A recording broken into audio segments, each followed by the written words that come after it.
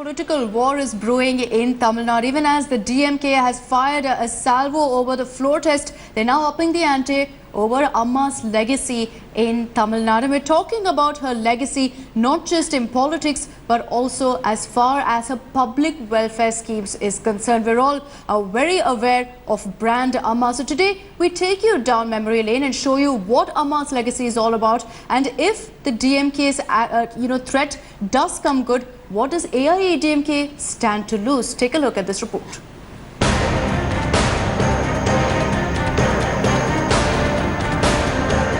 Brand Amma is in danger. The DMK has launched a fresh salvo at the AIADMK.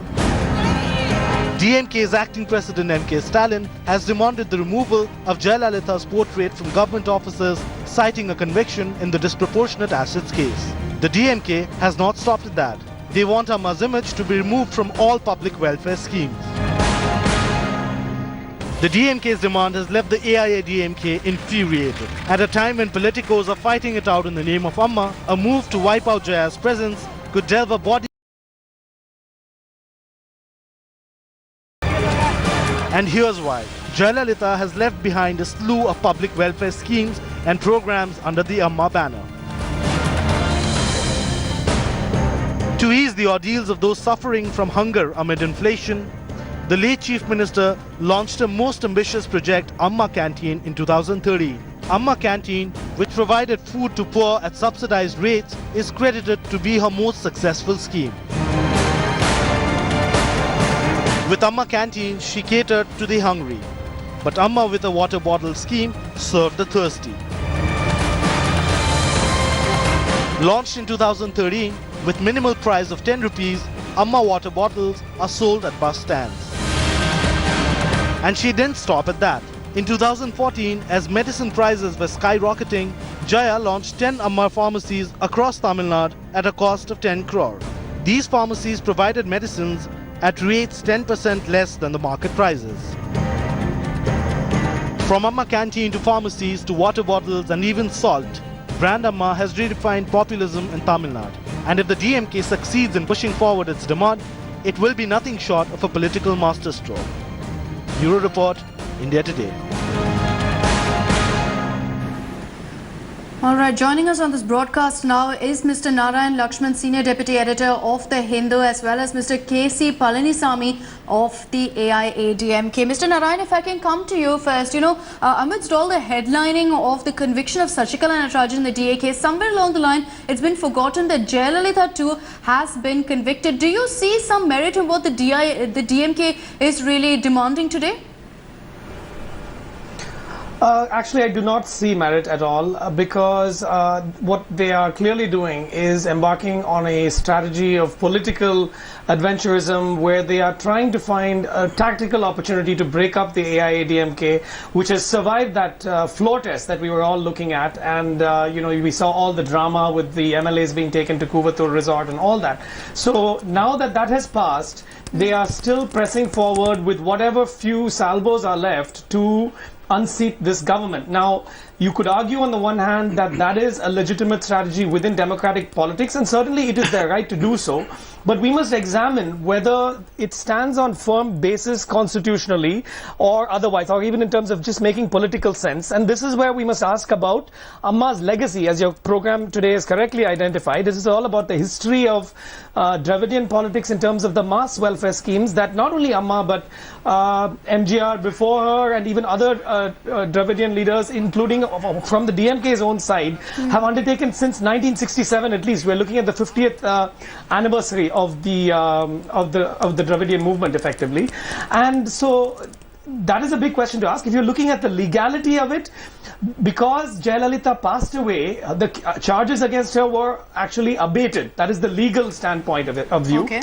Of course, we all know that she was charged in the case alongside Sasikala and was, there was a guilty verdict in that case. So we know that. But there is also no law necessarily that says MLAs or MPs should be that their pictures should be removed from party offices or government offices, or that schemes should be renamed. The law that we do have is the 2013 Lily Thomas versus the Union of India law, which says that if you are convicted and receive a sentence of 2 years imprisonment, you will lose membership of the House.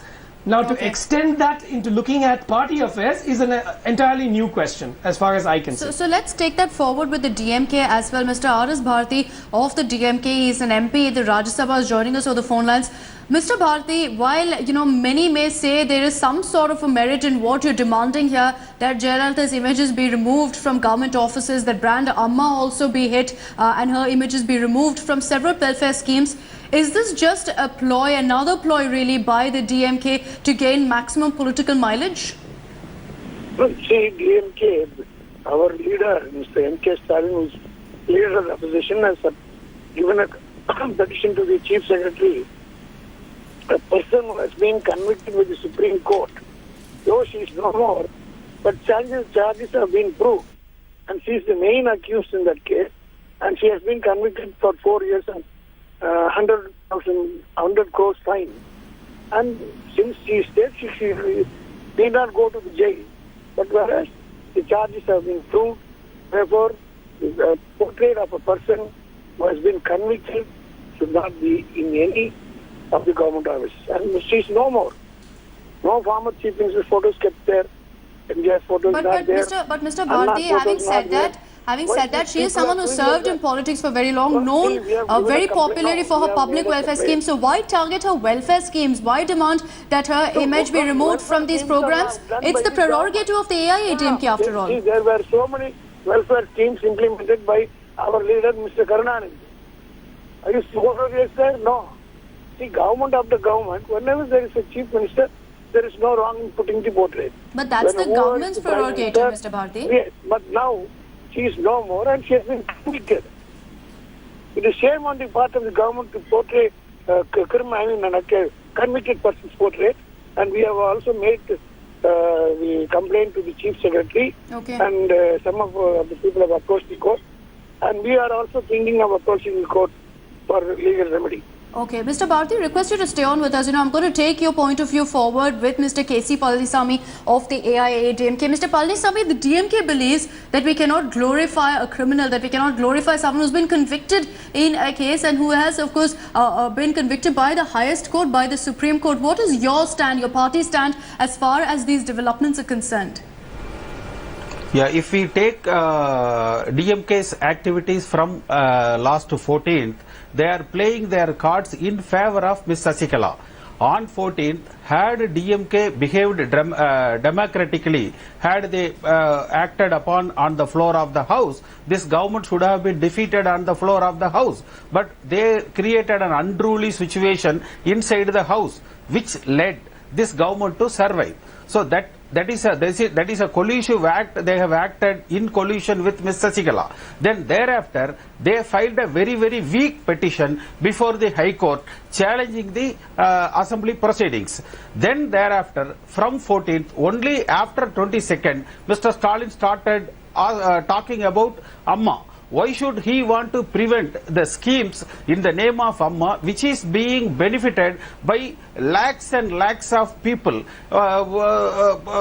which is in existence for so many years? And the Supreme Court having abated the judgment on Amma, there is no point on talking on this as on today. And the situation in Tamil Nadu has drastically changed after 2017. After this Jallikattu issue, lot of youngsters has come up and the constructive politics has taken in place. Rather, Mr. Stalin has to put a constructive approach before the people of Tamil Nadu. What are all the welfare schemes he is going to take it to the people, rather than talking all these type of issues like his father. But Mr. Palanisamy, just to answer this one question, this is what Mr. Bharti of the DMK is saying, that at the end of the day, Jayalalithaa has been identified as someone who's guilty in a crime. In the DA case, she has been pronounced guilty. So is it fair to then have her image not just on public welfare schemes, but as a representative, but as a public representative in government offices?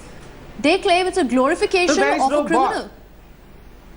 No, there is no bar. As law stands, there is no bar in keeping her portraits in the government offices and continuing the schemes in her name. And what is to be spoken about to the welfare of the people, to the development of the state, is the futuristic politics and the development oriented politics. And Mr. Stalin, when he took the lead of the DMK party, he started good, but while he attended Amma's funeral and he talks a constructive politics, but suddenly he go back to his father's olden day culture of talking all these issues. But this is not the way, and the people are not going to receive these ideas.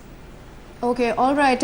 If I can bring in Mr. Narayan as well in this debate. Mr. Narayan, rightly so, many people will question the intention behind DMK raking this controversy up. But also speaking about the fact that the Supreme Court did pass an order, is it right to actually have Jayalalitha's image today, considering that the highest court has said that she is guilty in a particular case? Does it set the right precedent?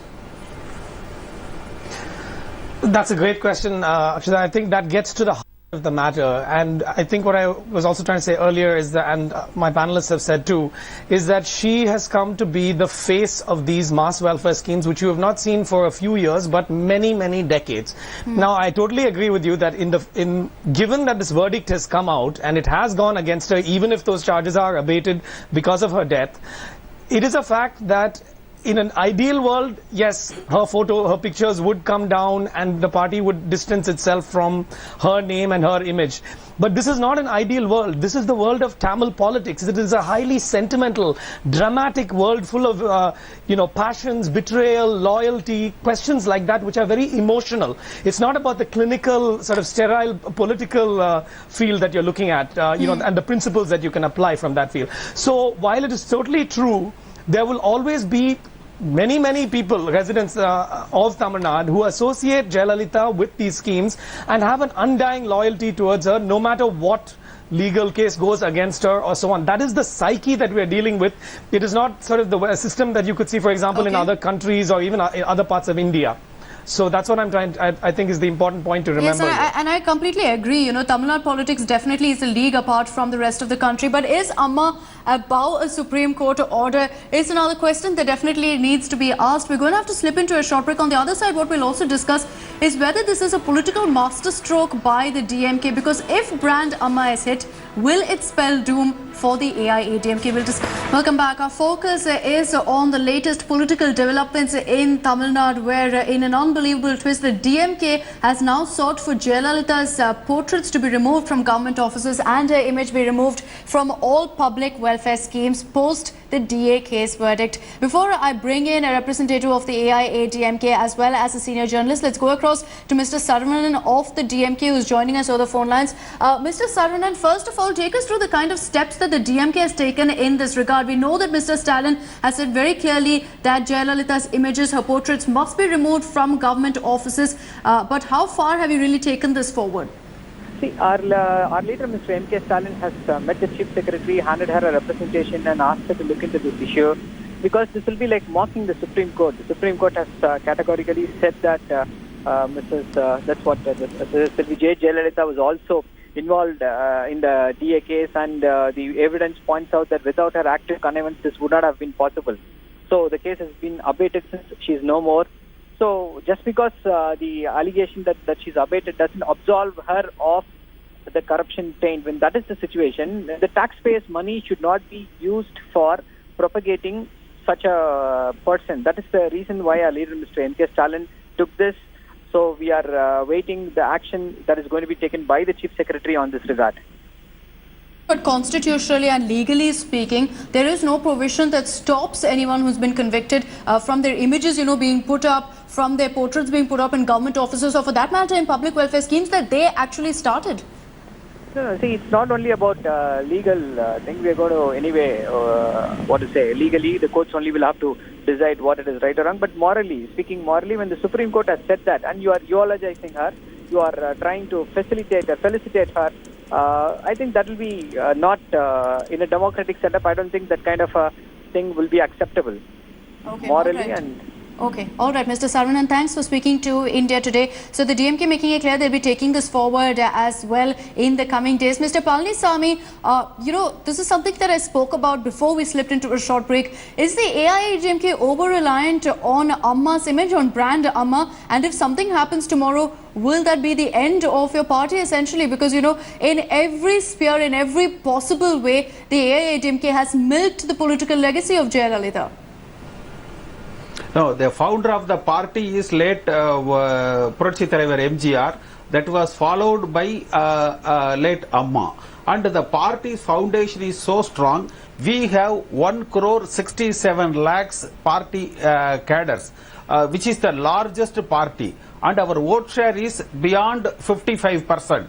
Oh, with that much cadre base and the voter base, and we are taking forward with the constructive schemes. And the old culture is, the earlier generation culture is, we talk about Sarkariya Commission and all that, where it is observed that Mr. Karunanidhi is guilty. And we talk about that. See, all those things is not going to help the people. Okay. We have to put forward with the people what is our constructive ideas, how we are going to create developments to the state. That is what Mr. Stalin has to focus, and that is where we wanted to focus. It is not that we will talk about Sarkariya Commission and they talk about, and even my opinion is, he is trying to play his cards in support of Ms. Sasikala. It is not that he is trying to damage brand Amma. Interestingly enough, Mr. Palaniswamy, both factions of the AIADMK is claiming that the DMK is conniving with the other faction. Mr. Narayan, closing comments from you. What I had said earlier, if brand Amma is hit, will it essentially spell doom for the AIADMK? I'm talking about both factions because, it's whether it's the OPS faction or the Palaniswamy faction, both are overly reliant on brand Amma. Yeah, absolutely. They are both reliant on Amma, and indeed the tussle in going forward for them, if they are to heal what we thought could be an utter implosion of the party a week ago or more, that will hinge upon issues like who is the legitimate inheritor of Amma's legacy, of the party symbol, and so many other things. And to me, I think again the DMK should be rethinking their strategy, because this is a highly emotive factor, and we looked at the reasons why she and before her MGR, they are associated with these welfare schemes that have made an enormous difference to the people. She has been on the front, batting on the front foot on the Kaveri issue. She took up so many issues that affected the poor, that affected women particularly. So these things have a sort of an indelible memory effect, and it's not going to be wiped off within a few months of her death, maybe not even for years. So my point is, Mr. Stalin also is at a point where he needs to prove his own legitimacy. Let's not forget that. The DMK has also come to an inflection point after Mr. Karunanidhi stepped back owing to old age and illness. So the real challenge is for him to be able to get his party cadres in line all the way down the line in the districts of southern Tamil Nadu, and be able to marshal them, get them organized and mobilized in time for an election along issues. And he certainly can also appeal to his own inheritance of the legacy of the Dravidian movement, and there's no which doubt, flows from Mr. Periyar Narayan, to that Anna. Stalin does face a slew of challenges really, but I think to a large extent the DMK has definitely hit the bullseye by targeting brand Amma, brand Jayalalithaa. The question is, will we see something coming off it in the latest political war that we're witnessing between the DMK and AIADMK, both of them sparring over brand Jayalalithaa? Mr. Narayan Lakshman as well as Mr. Palaniswamy, thank you for joining us on this broadcast.